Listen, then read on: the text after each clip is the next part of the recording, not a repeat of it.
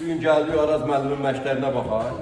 Bilirsiniz ki, Araz müəllim Muay Thai Federasiyasının gənclərdən ibarət olan yığma komandanın baş məşqçisidir. Onu istədik ki, Araz müəllimin məşqlərinə baxaq.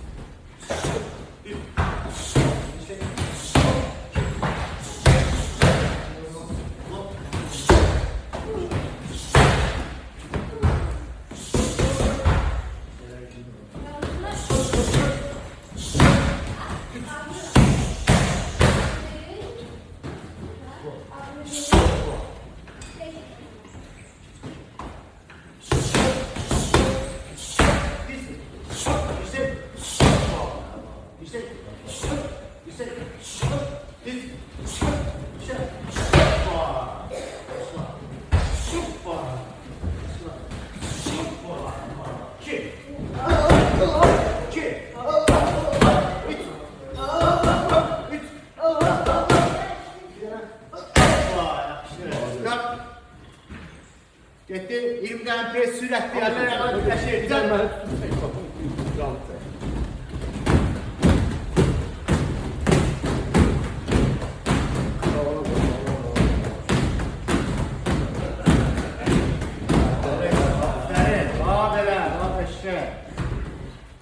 Gel. Sen gel.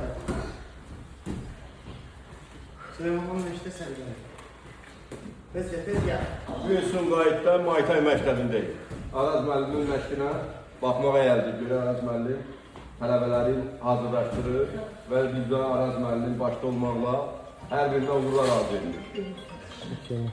Çok sağ olun. Allah razı olsun. Sumqaya gəlmək bizə şərəfdir.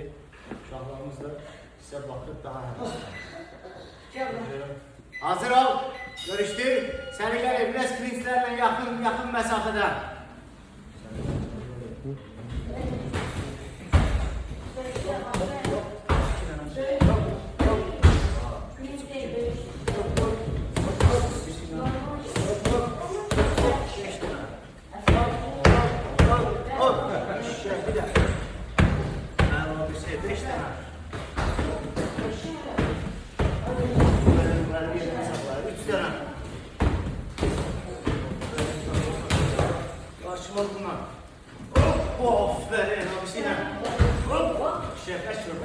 Zalı ümid çək.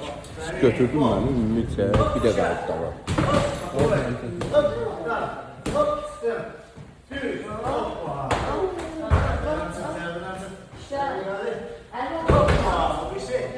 Yandır, bir də təkrar.